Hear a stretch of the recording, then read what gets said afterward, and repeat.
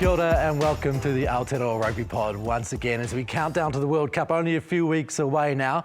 And to do that, we've got a couple of special guests on the show today. One, the two-time World Cup winner, Jerome Kaino, coming up very, very soon.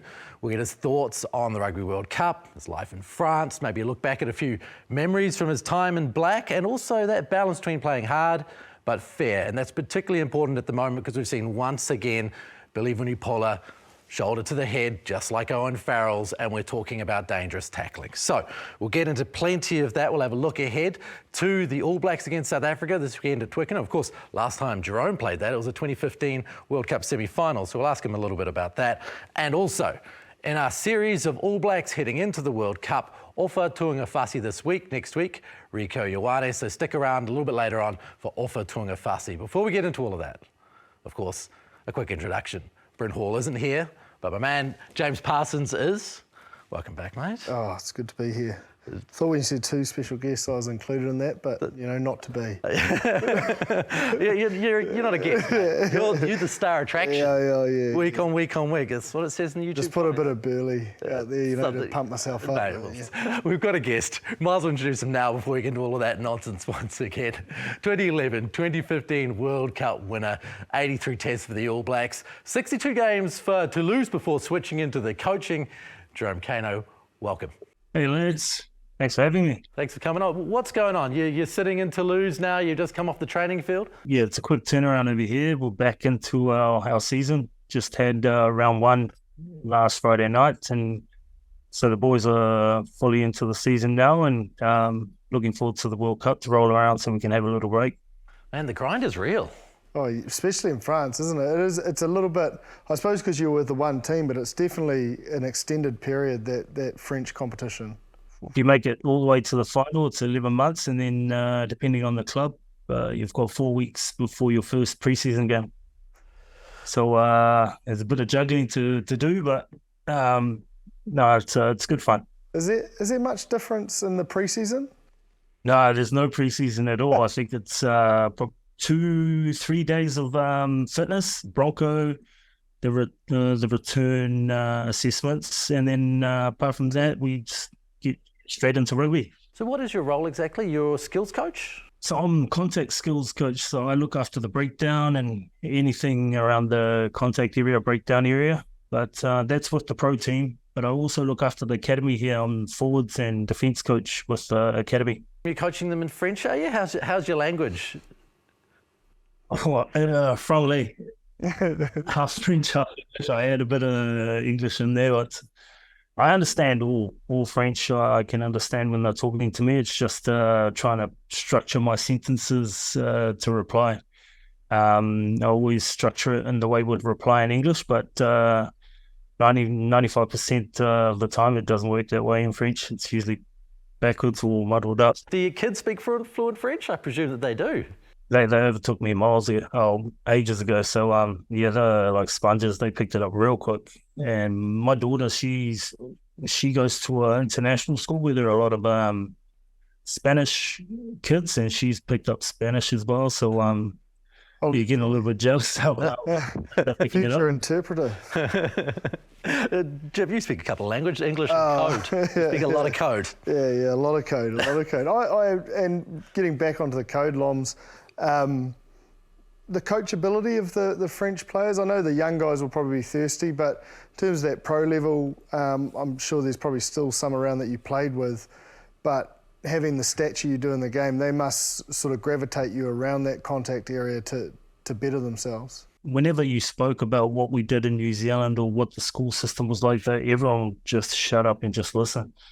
For example, we've got Owen Franks over here with us at the moment, and when he speaks around scrums or anything, everyone's just like dead silent, just listening, trying to take in. Their production line and their dominance, I suppose, at that under-20 level must give them a lot of confidence that their systems, not only at clubland, but into that sort of international stuff, are thriving. They're doing something right, but I think it's down to their domestic game here, like Pro D2, Federal 1. It's in a good place, French rugby, grassroots, and I think it's filtering through to the age grades. You're seeing the quality of players that are coming through, and even in the top 14, you got 18-year-olds, 19-year-olds playing top level. And then you filter those kids through to the under-20s, and that's what you get a World Cup. So, yeah, I think French rugby and the domestic game here is in a really good place, and it's seen the benefits. You've been, I suppose, privileged to watch a real golden era of players come through, whether it's Dupont and Intermac and Ramos and those young guys have come through in your time. Are they wired similarly to New Zealanders in the way, the flair and the skills and all those things as they come in? When we talk about Antoine Dupont and Roman Intermac, DC comes to mind. The way they operate, the way they think about the game, how professional they are off the field. I immediately think Dan Carter in terms of their mannerisms, what they do. On Dupont, is he a big target in that sort of French clubland? Yeah.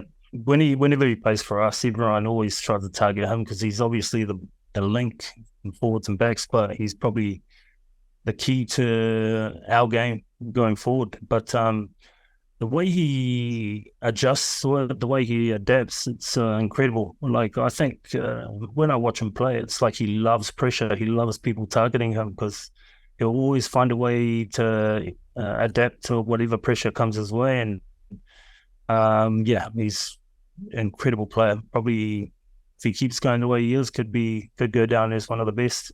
For his size, he's really physical, loves the contact. He's quite abrasive, but there's skills like if you've seen him play lately, he's got box kick off right and left foot, and he can fend off both hands. So, a guy that age, what he's able to do, it's pretty good to watch. One of the big talking points the last couple of weeks has obviously been Intermac and his injury and what that means for the French team come the World Cup.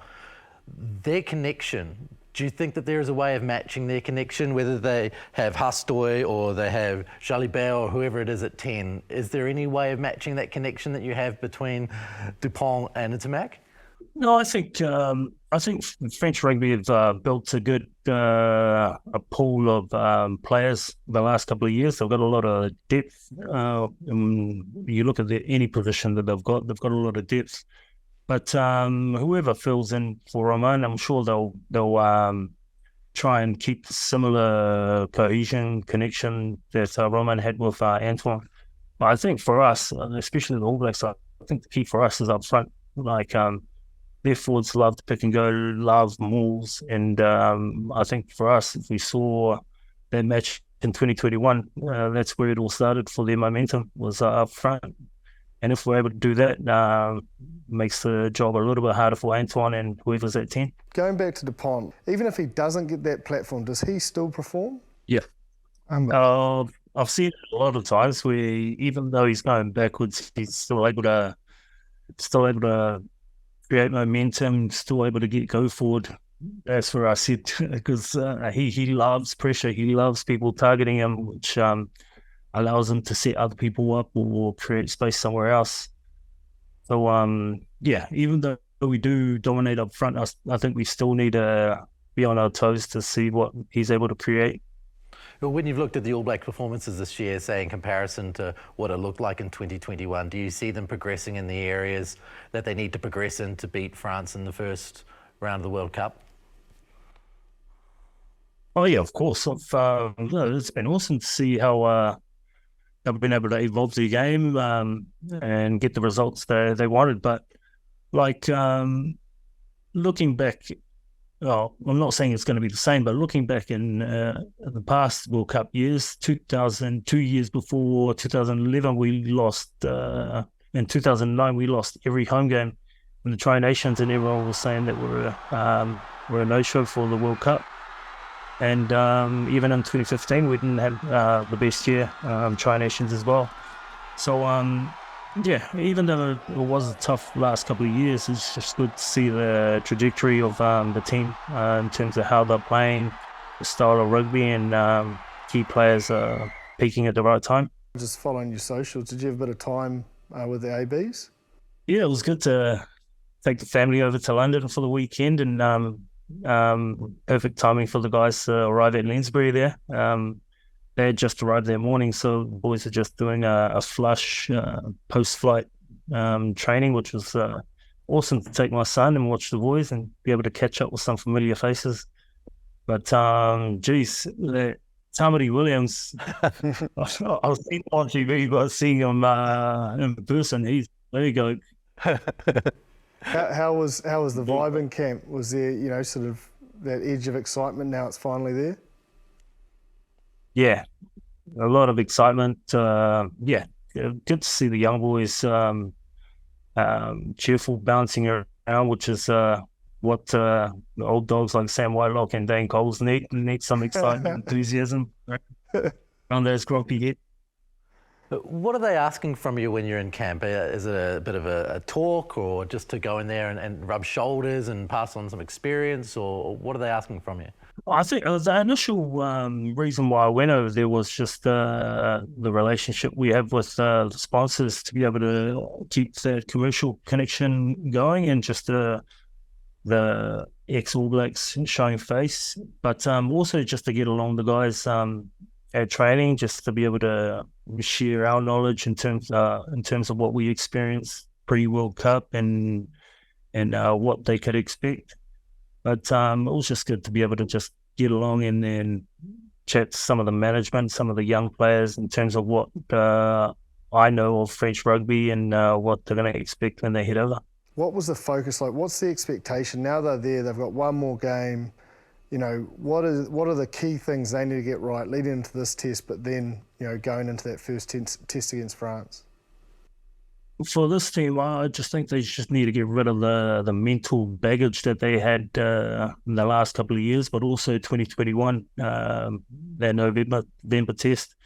I remember in 2011, everyone was talking about France, All Blacks, World Cups. It's not really a good sign for New Zealand having France in their pool. But I remember majority of the team in 2011 hadn't experienced 2007 or 2003, so we didn't have that baggage, those bad memories.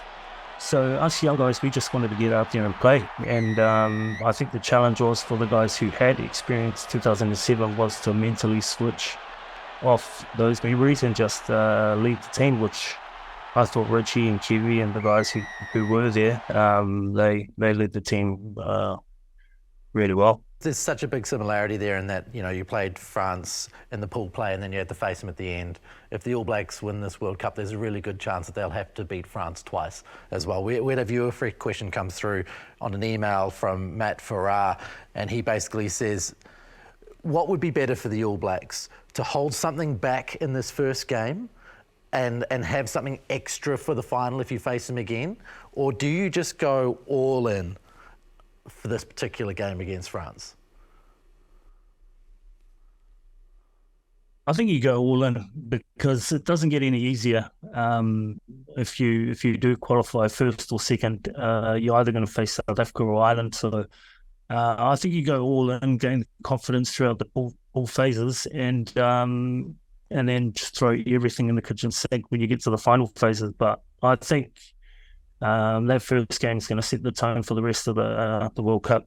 From a strategy point of view, if you don't go all in, you're sort of not backing yourself to innovate throughout the tournament. I don't think you can keep the same game plan through the tournament. So the big thing for me is you go all in and then you watch them like a hawk, nail your stuff week to week, but sort of be proactive as that coaching management group to know where that game needs to get to so that they can implement it, quickly to best, take control of the situation further down the track. And Ian Foster has been all in for the key games this year, hasn't he? It's been that way. Yeah, absolutely. And I think guys like Joe Schmidt just play such a big role, man. Like, he has got such a creative mind when it comes to, innovating and pushing beyond those limitations, so to speak, in short spaces of time.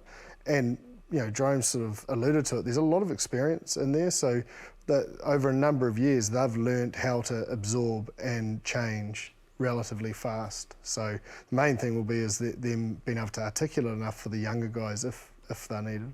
Mm. Jerome, one of the key things going into this tournament was that Shannon Frizell did such an amazing job at 6, and people were saying, this is the next coming of Jerome Kaino and all sorts of things like that. Short of embarrassing you, he's out for a few weeks. Where do you see that position sitting for the All Blacks through the first 3 weeks or so of the Rugby World Cup? It's a tricky one. We got some good young guys that can slot in there. But going back on Shannon, he's been incredible the last couple of years, and it's been good to be able to see him hit his stride. But little hurdle with his little injury. But looking forward to seeing when he can get back. But yeah, I wouldn't mind seeing Scott Barrett try 6 and let the two old heads lock in the second row. But saying that, we've got the two young loose forwards from the Chiefs there who can slot in and do the job as well, which is exciting. I think that physicality is going to be massive. And if you look at the squad in terms of going into the World Cup, not so much this week because guys will have to drop back out. But if you look at Luke Jacobson, probably, he is called concrete shoulders for a reason, and that physicality is going to be massive. I do think there's an option to play Tu'ungafasi there, but I think he'd be better suited on the bench because obviously Brodie's got to get through his injury, so Sam and Scott are going to have to do the business there. And I think you're risking too much because he hasn't had a lot of international minutes, that if he has to play the full 80 and then move into lock, that's not quite a good suit. An out there theory would be Dalton. I mean, Jerome, you can probably talk to this, his ability to cover 6 as a power athlete. Yeah, I think Dalton can cover all 3, 8, 7, 6, which gives the selectors a bit of flexibility in terms of where they want Sam and Artie. But Luke Jacobson, he definitely has concrete shoulders. I've run in one of my last games for the Blues against the Chiefs. I ran into one of his shoulders and it was a big mistake. But I'd like to see him as well. Really happy for him to make the squad after a few injuries the last couple of years. And I'd love to see him have a go there too. I think one of the best things as well on Frizell's development is he was forced into lock for the Highlanders, and he's become a real weapon at line-out time. Like, I've harped on for years that you really, as a hooker, you really want your 6 to be a line-out option, and it just opens things up for the locks, and if it doesn't open things up, then your 6 is going to get the ball. Now there's a big focus that, guys like Luke, Dalton, if they are to slip into this role, Shannon's taken some fantastic ball at the back of the lineup, which creates such a fast level of play, which has been beneficial to the All Blacks game plan. So I still think that, potentially maybe you factor that in, and a Tu'ungafasi may be the option. What I like about this weekend, Jerome, is that All Blacks Springboks is a test match. This isn't a warm-up game. This is a test match, because that's the only way that the All Blacks Springboks works, right? It's one of the best test matches to play in when you're an All Black. It's the Springboks All Blacks test match.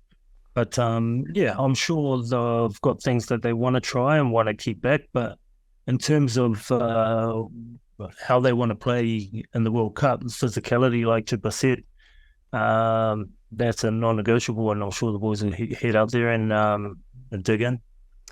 On the Springboks, man, that's a hell of a comeback game from Sia Khaleesi for that amount of time out. He just didn't really look like he was out for as long as you'd expect. Yeah, we were talking about this the other day, that normally knee injuries take about 5 to 6 months unless your name's Sia Khaleesi or Anthony Delanche. But it's dead.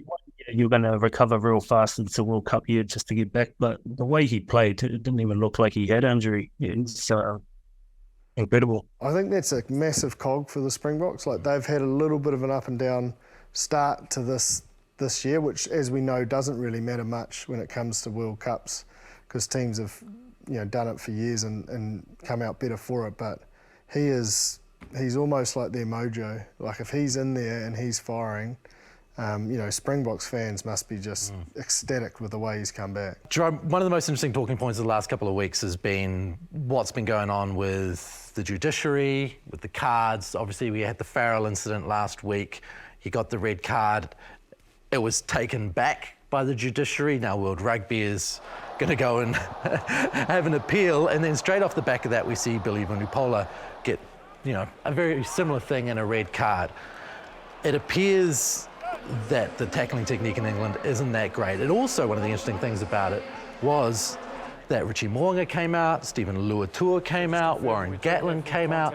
People are feeling very free and easy to exercise their opinion on such matters, especially when you saw the double standard maybe with George Moala.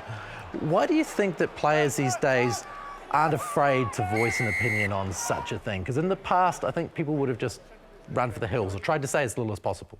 Yeah, I guess with that Owen Farrell, George Moala incident, I think the frustration comes where there's so much inconsistency in terms of decisions with the judiciary. Like first offence and you get 10 weeks, brought down to 5 weeks, and then repeat offender gets nothing. I think that's where the frustration is. I don't think it's Owen Farrell problem. I don't think people should be attacking Owen. I think it's judiciary and the system in terms of if they're going to crunch down on head knocks and high tackles, then it should be all across the board, not just certain teams or certain hemispheres. On the tackle techniques, I remember there were some adjustments that was made, not to the level it is at now, but around sort of giving yellow cards. And I remember, like at the Blues, you were practicing on dropping your tackle height pretty much every training. I'm not one to talk. If you go back on my highlights, I'm sure every tackle that you see on the highlights will be a yellow or a red card. But yeah, you're right. It's once you have a habit that you stick to, it's really hard to change it. But I think the problem lies in people making the rules and people clamping down on the rules. Are they going to rule all across the board or just certain teams? It definitely feels like a double standard. Walking that line between tough and fair, what do you teach your players about that? Like, aggression's always going to be a rugby. It's a contact sport, and guys are going to want to dominate the opposition. But I think me here with the academy, I think technique comes first, and you can always make a good tackle going low or heading around the waist. It doesn't always have to be up and around the chest or the shoulder area. So, yeah, I think there's a fine line between being dominant and being aggressive and bending the rules. How do you walk that line as an international team in a Rugby World Cup arena? Like, do you have to become ultra conservative? No, but I think you have to, you know, in terms of the build-up and controlling that sort of fire in the belly but cool upstairs mindset. If I use Lockie Swinton as an example, and I'm not trying to make about individuals, but when he first came in, it was that bleeders low and he just wanted to make his presence felt. You know, Dave Rennie obviously loves that physical collision, and he just got it so wrong off the first kickoff, you know. So it's about, like, sort of like Jerome says, like, everyone can have that aggression. Like, you do not become a professional rugby player at any level without wanting to, you know, assert yourself, especially if you're in the forwards, in that dominating situation. But nowadays, man, you become a liability to be picked, let alone be contracted on good money if you don't make that adjustment. So I think you can have both, but as I've stressed last week, and as I sort of just said, Jerome there, it takes a big commitment to change that you know, tackle technique, and there needs to be some sort of expectation that's not going to happen overnight. The professionals that we're talking about, they're not amateurs, so yeah, if you're going to get paid, you got to work to change it. And I think environments change. Like, that used to be celebrated because it was allowed, so you were built up by it. But now, if a teammate just keeps getting red carded and yellow carded, you're actually going to be like, mate, this is terrible. Like, this isn't working for us. Like, so the environment won't actually allow it either. Like, so there is, because it's all changed in terms of what's expected and what's loved. If you get it wrong in any of these teams, man, you'll find yourself left out in the cold pretty quickly. So for England, they've got a couple of blokes now up against the deciding commission. They're not playing very, very well. What happens here? You know, when you think about it, it feels like it's chaos within their camp, but, you know, really, they've got a couple of weeks to sort it out. We've seen, I think, probably best example, 2007, it was absolute chaos in their camp and they still made the final. Is England out of the running here, or is this the perfect time to learn this lesson? Potentially it's the perfect time. I suppose the only thing I will say is, and Jerome, you and I have been through similar seasons with the Blues, it's like the harder you try, the worse it gets. which sounds stupid, but you try so hard, it's just, you just almost, that snowball down the hill gets bigger and bigger. So similar to what I suppose Jerome said for the senior guys that have the baggage of 2019 for the All Blacks, you almost just got to let it go and make sure you prepare as best as possible. But if you go in second guessing yourself and your tackle technique, you'll get physically dominated and you'll lose the test anyway. So you might as well go in with a clear head and give yourself the best opportunity. I think we know they've got the skill set, but if they keep losing key players to Judiciary, they're probably not going to be a chance. No, I think England's going to be a force. If you look at the class that they've left out of their squad, they've definitely got the depth to be able to fill in and have a World Cup, world-class World Cup squad. So, no, I know a lot of guys in that set up, that team, and I'm sure come World Cup time they'll be where they want to be. But for me, I'm not too sure if it's right or not, but I don't really pay too much attention in terms of form of teams before the World Cup, because you see teams turn up to the World Cup and they're on. So it gives you a little indicator of where teams are at and what kind of game they're playing, but it doesn't. It's not the full story in terms of what you're going to expect at the World Cup. What are people saying in France? Because, in New Zealand, we're talking about France a lot. Who are they talking about in France? The All Blacks. They've got this L'Equipe. It's like a monthly or weekly magazine that's just dedicated to rugby, and the last edition was just all about the All Blacks. The rivalry the French have had with the All Blacks, and definitely the front of mind for the French is the All Blacks in that first game. A little bit of Ireland, but I think from what I hear, what I see, majority of the talk is about the All Blacks. You have to think, because they're in the pool, it would be a big fixation. Yep. And just, 2011, last time they were in a pool together, there's just so many storylines and angles that you can go down. I think that, both of us are excited about it, but also both as fans nervous, because it literally could go either way. Yeah. What is the discussion about Ireland over there? Obviously, they managed to get a win this year. An incredible team that plays an incredible brand of rugby. When you look at it from the French point of view, are the Irish up there with the All Blacks as a team to beat? I think the French's first focus is the All Blacks, but definitely from where I sit, the Irish are definitely as dangerous as the French to the All Blacks. The team, the brand of rugby they play, when they're on, it's just incredible to watch. So, I think front of mind for the French is the All Blacks, but definitely I'm sure they'll be keeping an eye on what Ireland are doing, and I'm sure the All Blacks are doing the same. What did you think Ireland did really well to beat France this year? And maybe is that something that the All Blacks can mimic? The style of game, like off a try line drop kick, they did a set move off a drop try line drop, and they scored off it. It's just that style of game that they have. It's so expansive. The ruck speed with Jamieson is so quick. So if you let them get the front foot, it's hard to stop.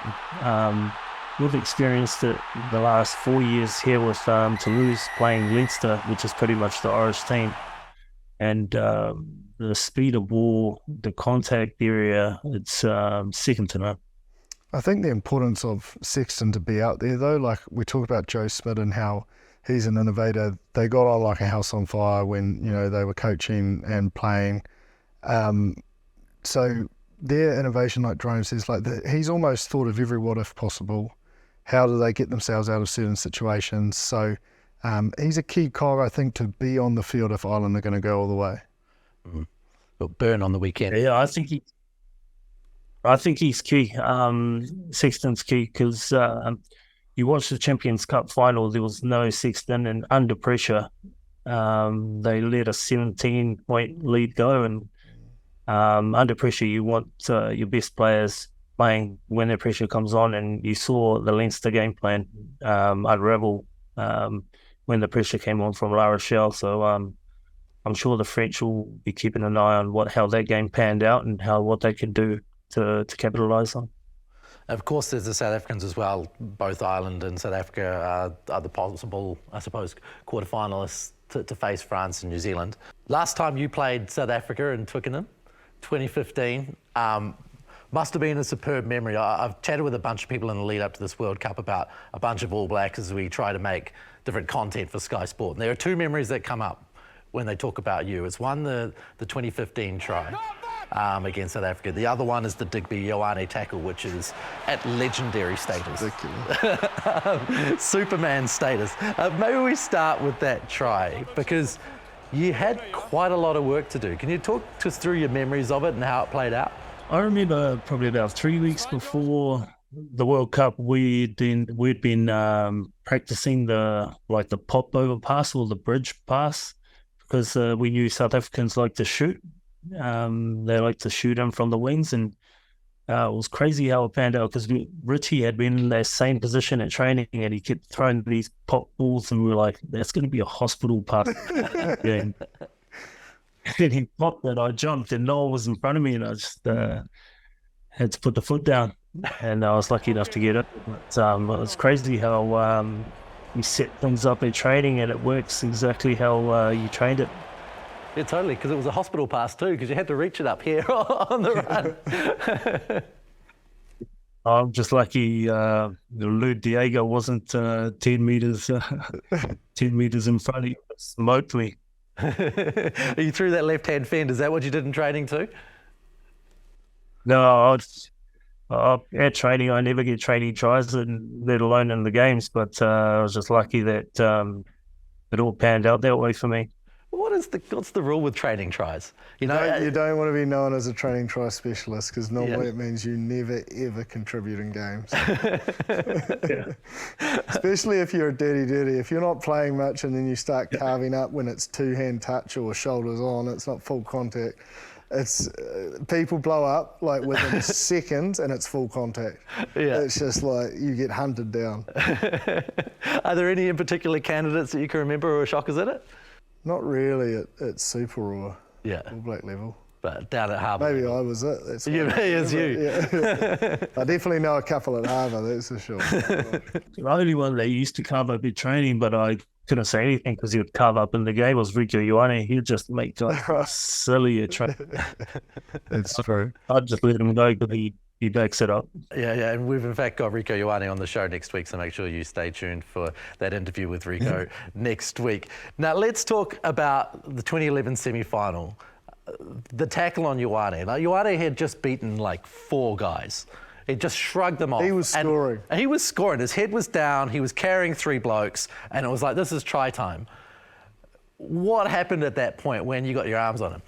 Man, I don't know. It just happened the way it did. I didn't plan for it to happen that way, but I was just lucky that Izzy and Kiwi were able to slow him down a little bit for me to be able to anchor the foot and stop him. But geez, it's not anything that I'll train or even think about doing. It just panned out that way. It's crazy. And do people bring it up all the time to you? Yeah. They always ask me, well, what are you thinking? Do you train it? What do you do? What do you bench press? I'm like, man, I'm not the strongest for the gym.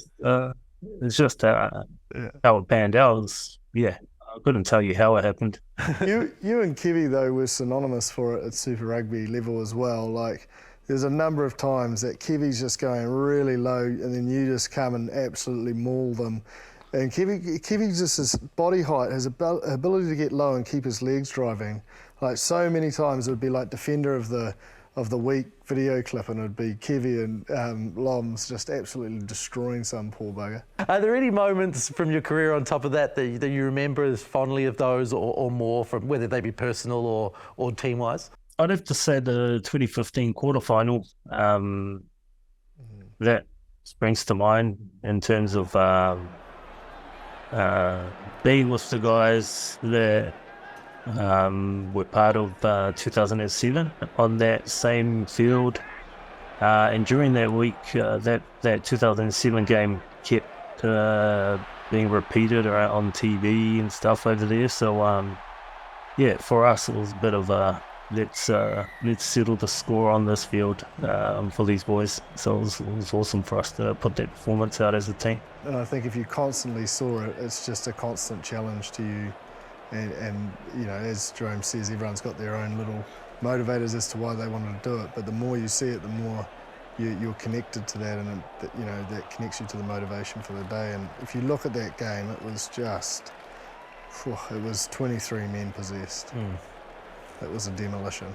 The finals phases for us in 2015 was set up quite nicely for us, because during the pool phases we never really performed that well. Argentina, Tonga, and Namibia, I don't think we really played the way we wanted to play. Never got the results that we wanted. So when we got to the quarterfinal, we still hadn't put out a really solid performance. So I think it was that week that DC and Richie really led the team in terms of how we wanted to play and the mindset. And you saw those two; they're the ones leading the charge. And and DC just followed us form onto the semi and the final. It was incredible. I remember hearing a story about that Argentina game. I'd love to hear if it's true, that you guys got caught in traffic, and the traffic stuffed you up a bit. Yeah. Oh, honestly, I was a shambles in my head. I was like, no, my pre-game routine's out the window. I'm not going to be able to warm up properly. But there was a bit of traffic around coming from the Lansbury to Wembley. It was, there was everyone, all block roads everywhere. But we were able to get there and get the game going. Was it touch and go literally to make it to kick off, or what was it? Usually you're right, you got 45 minutes before you have to actually get out and do your individual warm-up, but I think it was just 10 minutes and then get your kid on and out. Professional sports people are funny. Like, they do like their routine, they do like to have time and not feel rushed. So the moment that's out of whack and your strapping is done on the bus rather than, you know, it's not, just everything plays with you mentally going, you know, you're trying to tick everything off in a shorter space of time, so you can sometimes do everything a little bit half-assed, and then it just can flow onto that mental side of the game. I say it all the time. I reckon professional sport, 90% of it's mental, 10% of it's, you know, sort of the physical aspects of the game, and something like that is, I'm sure heaps of people out there, it shouldn't be a problem, but at that level, when the stakes are that high, man, it's real crucial that you dot your I's and cross your T's, because you will be left behind if you don't. Is that the interesting part of a World Cup? Because, you know, it's 7 or 8 weeks. And so you have all of these little experiences along the way where it's quite a long journey. It is long, but when you're in there, it just flies by. I think the longest part is actually getting to the World Cup, but once you get there and you get underway, it just flies by. Some really good memories, 2015 and 2011. Do you have a few bets hanging around the around the offices? Not many bets, but I've already started to play some pranks. A couple of the boys have walked in and I've hung up some All Black scarves on their lockers. I bet they love that.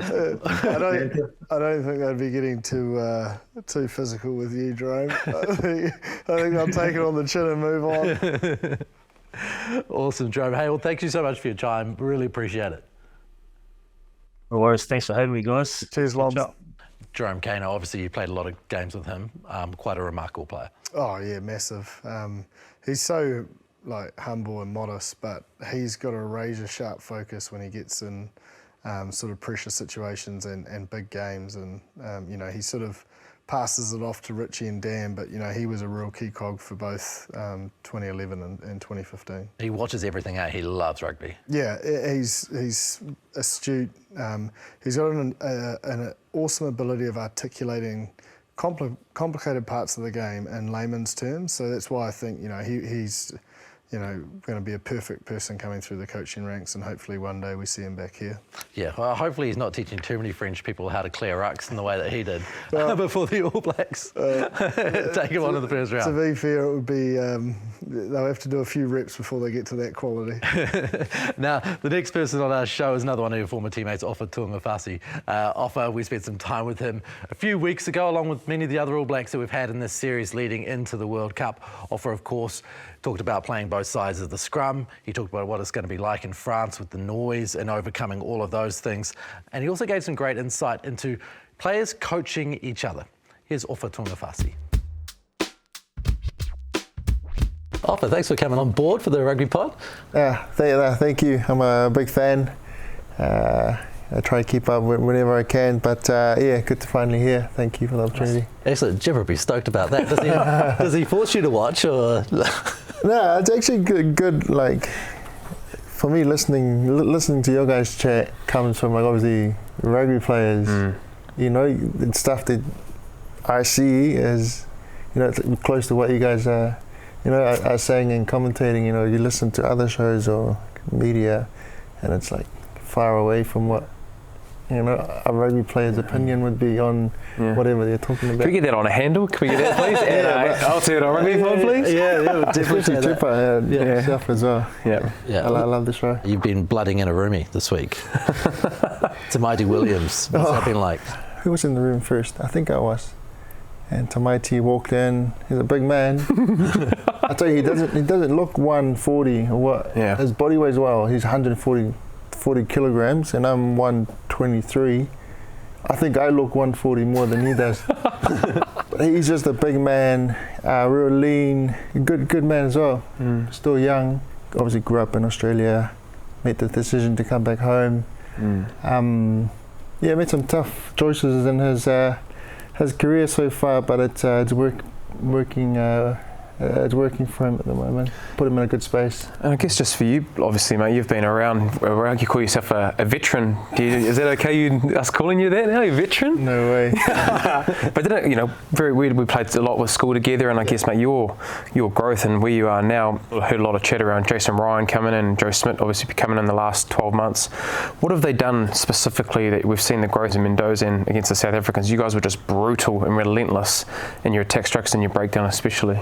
Yeah, Jace has been a big part coming in, obviously, in our forward pack, coming in, lifting our standards, the details. He loved details, you know, getting that right, making sure the boys are, you know, getting our stuff done and do it well. I think, obviously, we're closer to the World Cup. Boys are putting their hands up, playing good footy. Being able to play both sides and the development of your loose head play. How hard have you worked, and what have you been putting into it to get to a level where you're becoming kind of ambidextrous? Is that what you call a proper plays both sides? It's a good skill to have. And obviously we have Tamaiti now who's playing both sides. We've got Tevita Mafileto also who can play both sides. It's not just me anymore, which was the case the last few years. It's a great skill to have, but it comes with its honestly challenges. I'll have to move across to the other side, play there for a couple of weeks, and when I go back to tie head, it's like I've gone back 2 steps further backwards than where I was when I left. When we went into Blues back then, there was only one prop on the bench, and that guy has to cover both. I think that's why I had to play both sides. You've done all right, mate. You've done all right. You're still there. You've been there for the All Blacks now for almost 8-9 years. I think you've done a good job. You're about to pack down in a scrum. Like, what are the principal differences between what you do on one side and the other? Tie heads, you get to push. Simple as you get to push 2 people. You know, trying to keep the scrum down. Whereas loose head, you're scrummaging with one side of your body, one shoulder, and you're trying to keep the scrum up. Tie head's hard physically, pressure-wise, but loose head's harder technically because there's a lot of things you got to get right.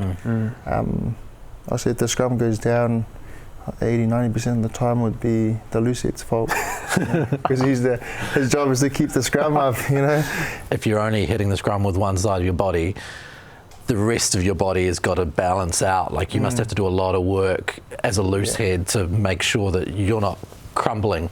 And obviously, tie head these days is one of the main position in rugby, but I think loose head is just as hard until you go through it and scrum as a loose head. You don't get to realise how tough it is, especially technically. I think I've been around for long now that I know what it looks like. But the next stage is knowing what it feels like, because obviously out there on the field, you can't see yourself doing skirmishing. But if you can feel when you're not in your strongest position, I think that's the hardest step to get to.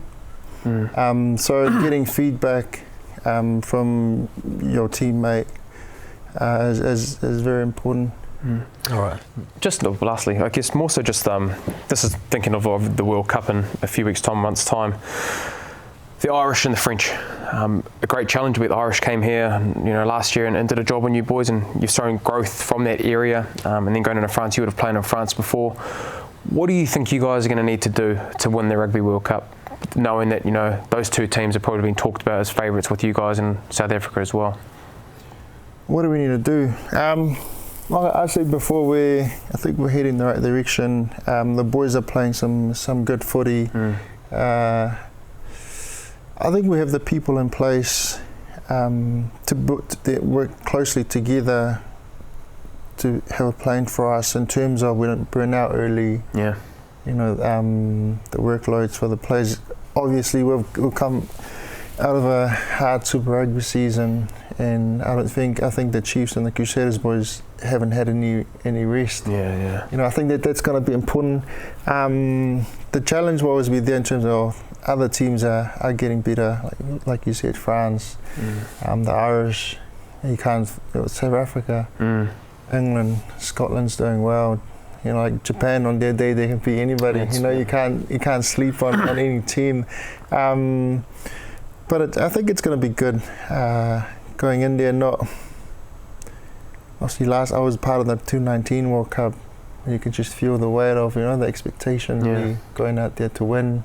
We are the favourites for that World Cup. But I think it's quite good going in there. It's got a lot of people now. Yeah. Obviously, you got your own expectations, which are probably the same, right? But the external conversation is a different one. Yeah. That's interesting. The World Cup, France, you've done a bit of time there. What are your favourite aspects about going to France? Anything in particular you like to do while you're over there? I just love the crowd, to be honest. It's hard going away for footy because you're just so focused. You get one day off a week where you're trying to get your body right, get some homework done. So you end up, resting, but you don't get out and explore and get to see the country. But for me, I love the fans. It's just a different level from here, from New Zealand. The stadium's packed, it's loud. People sing. It's almost like a football crowd. You see on TV. That first game against France. Imagine that stadium, that crowd will be. We have been in some hostile environment. I can imagine Ellis Park is really hostile. But you're talking to a lot of the guys. The French are different. It's always loud. How do you guys prepare for that, and knowing if they get off to a really good start, you're not going to be able to hear yourselves? You guys obviously have plans in place to be able to try and nullify that noise. If you're on the sideline, it's kind of hard to block out the noise. But if you're in there playing, that's for me. When I'm on the field playing, you can't. You're just zoned in that you can't really. Can't hear anything. No, you don't. Yeah. Maybe if they score a try, then you actually hear it. Obviously, when the whistle goes, and then not so tunnel vision, you kind of look up, you get to see everything. Then you hear. Yeah. But running out there, your eyes is on the ball. You can't see. So that's a good point. Yeah. Eyes on the prize. Awesome. Well, hopefully the prize is a big one. You guys come back with the World Cup. Thank you very much for joining us. Thank you. Really appreciate it. Good, bro. Thanks, Off.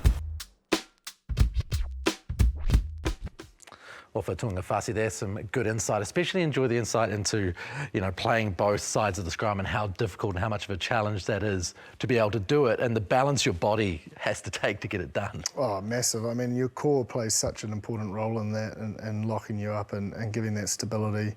As well as your bind, and Ofa's really coming into his own at Loosehead. I think that statement he made with Newell and Takiaho in Dunedin really reminded me of us looking at having our own form of a bomb squad like South Africa.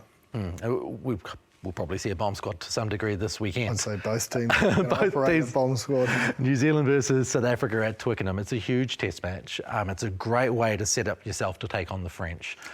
There is something riding on it, but they can chance their arm a little bit and try a few new things, I'd say. And like Jerome sort of touched on, is you got to go all in. There's no holding back, and back yourself, and the coaching group needs to back itself that it can innovate and evolve. But I think it's a big confidence piece. Like the All Blacks, and you've heard it, Sam Cane sort of come out and said, this has been a more enjoyable year, able to be on the field more, but also, every leader is performing and playing well. So there's a great buzz and hum. So, win, lose or draw, they want to still have that buzz and hum and belief that, they can go to the World Cup. And if you use South Africa as champions in 2019, they sort of got dominated by the All Blacks in pool play and still went on to win. So it's not as drastic. Like, people don't need to be so, I suppose, stressed if the result doesn't fall our way. It is really hard not to get caught in the week-by-week result stuff, isn't it? Yeah, and I think it is with All Blacks, and that's the beauty of it. That's our superpower, is we expect to win every week, and that pressure and expectation is a great thing for the jersey, don't get me wrong. But this will not dictate whether we win the World Cup or not. Either way, if we thrash South Africa, it's not a big statement that it's ours to lose, if that makes sense. Cool. Well, let's have a look at the games to come this weekend. New Zealand versus South Africa. What are you seeing happening here? Yeah, I think the All Blacks will win. I do think there's a good positive balance. One day I'll pick against them, I promise. Might need to be an All Black trial. But I just think they're in a good spot. I think South Africa are dangerous, though, from what I saw against Wales, or Wales are concerning one or the other, but I do think that Khaleesi piece is huge, so it will be a little bit closer, and they're going to have to earn it. Like, Springboks will not let them dominate physically like they did for 20 minutes in Mount Smart. She will be a doozy in that first 20. Yeah. There's a couple of other interesting games this weekend. I think particularly for me, the England-Fiji game. We saw the way that they played on the weekend. That's the Fijians against France. Now we look at this game against England. England aren't playing well. If Fiji can prove themselves again, they head into that first week of the Rugby World Cup where they play Wales, who look awful. They could well get a huge upset at the start of the World Cup if they get through this the way they should. Yeah, Fiji are a chance. I still think Benny Volovola is a missing piece. Like, I just don't understand that selection. It's obviously annoyed someone. But he just seemed to have a better balance in terms of that control out of their exit territory. So I'm not as confident as I was after watching them play Japan.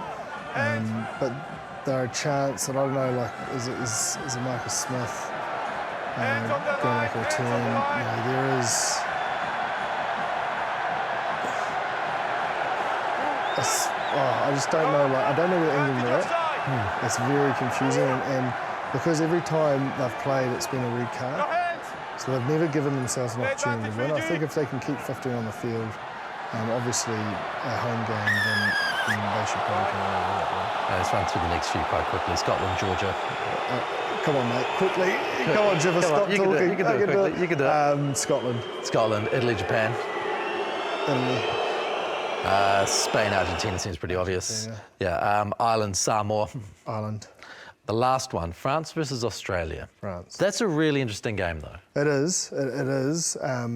For Australia, more so than the French. The French have sort of, had their up and down play, and I feel like their squad's in a good place, no matter this result. But yeah, I just don't see. Again, Australia's like England, like, because they've changed their squad so much, it's quite hard to know where they're at. Like, it's a total different squad from the Tri-Nations and Rugby Championship. So I don't see them hitting the ground running. I think France will be too good for them. Eddie Jones was funny again this week. Just giving the journos a serve. Oh, I need a shower from all your negativity. I thought he was having a breakdown live on television. It was outrageous. It was bizarre, all with the hat on. Oh, yeah. It was hard to take him seriously at the same time standing in an airport with a huge hat on. Those hats, you've got to be able to pull it off, and there's a few in that squad that just didn't quite have the hat look about them. Yeah, so really, this is a good chance for Australia to show that they're the real deal, though. They've done fairly well against France in recent years under Dave Rennie. They have, but man, they've got some combinations to get going. Like, there's not a lot of time together. There's a lot of new people that you need to give a run because you can't decide to do that in a World Cup. So I think the squad will be, full of opportunity, and I don't think Eddie will be that sure on who he's picking leading into that first round. In Paris against what's likely to be possibly the top French team. Yeah, and it's starting to build. Like, in France, like, the hype and the excitement for the French people starting to build. They're going to go there, and I mean, it's great for Australia though, they get to test the water before it actually matters. So they'll be able to lean on this if they make it to the later stages of the competition. We'll see what happens. Thanks again, Jibber, for this week. Thank you. See you again I'll be next quicker week. next week. No, that's not the truth. No, That's not the I truth. won't be. I'm trying to convince myself. Awesome as usual, and we'll see Bryn back next week as well on the Aotearoa Rugby Pod. So we'll catch you again then. Thank you to Ofa Tu'ungafasi. Thank you to Jerome Kaino. And thank you for watching, listening, however you take in the podcast, whether it's an audio pod, whether it's on YouTube, on Sky Sport, or whether you catch us on rugbypass.com. Thank you very much for tuning in. Make sure you send us through some questions on the email, aotearoarugbypod@sky.co.nz, or send them through in the YouTube comment section. There's always a few there. It went absolutely nuts over the Owen Farrell incident, so thank you very much for engaging with us. Thanks once again for joining us on the Aotearoa Rugby Pod. Mā te wā.